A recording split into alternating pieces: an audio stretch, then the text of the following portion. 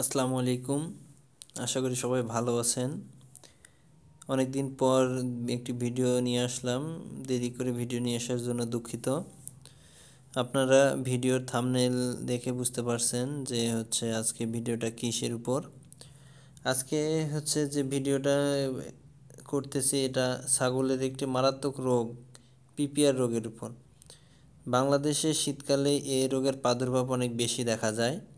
তো আমরা আজকে পিপিআর রোগ সম্পর্কে জানব। বর্তমানে বিশ্বে ছাগলের পিপিআর রোগ একটি মারাত্মক সংক্রামক রোগ। বাংলাদেশে এই রোগ শীতকালেই কেবল মহামারীর রূপ দেখা যায়। এই রোগ সাধারণত সব ছাগলই মারা যায়। কারণ এই রোগের এখন পর্যন্ত তেমন প্রতিকার প্রতিকার বলতে কোনো রোগ হলে কোনো চিকিৎসা বা ঔষধ এখন পর্যন্ত তৈরি হয়নি।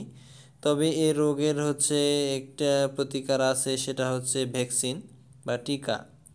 সময় মতো টিকা দিলে এই রোগ প্রতিরোধ করা যায়।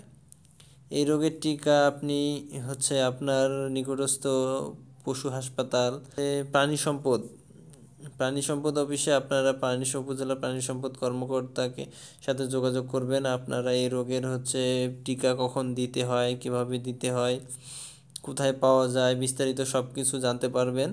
আবার প্রাণী সম্পদ থেকে বিনামূল্যে টিকা দেয়, তখন কখন টিকা দেয় তারা এই সময় আপনারা যোগাযোগ রাখবেন, আপনারা এই সব কিছু জানতে পারবেন। তবে আমরা আজকে পিপিআর রোগ কীভাবে বুঝবেন আপনার ছাগলের পিপিআর রোগ হয়েছে আমি আজকে সে বিষয়ে আলোচনা করব। লক্ষণ: পিপিআর রোগ হলে শরীরের তাপমাত্রা বেড়ে যাবে, খাওয়া দাওয়া বন্ধ হয়ে যাবে, পাতলা পায়খানা হবে, খাদ্য গ্রহণের রুচি থাকবে না, নাক চোখ দিয়ে পাতলা তরল পদার্থ বের হবে, মুখ জিহ্বায় ঘা হবে, তরল পানি ছাড়া কিছুই খায় না, পরিশেষে পশুটি মারা যায়। এই রোগের শেষ পরিণতি পশুর মৃত্যু। তবে এই রোগ হলে প্রথম অবস্থায় কিছু চিকিৎসা আছে, যে চিকিৎসা দিলে অনেক সময় ছাগল ভালো হয়ে যায়। তো পিপিআর চিকিৎসা নিয়ে একটু আলোচনা করি। পিপিআর একটি ভাইরাস ঘটিত রোগ। এর কোনো সুনির্দিষ্ট চিকিৎসা নেই। তবে কিছু সহযোগী চিকিৎসা আছে, যেমন জেন্টামাইসিন সালফেট ও জাতীয় ঔষধ, যেমন জেন্টাসিন,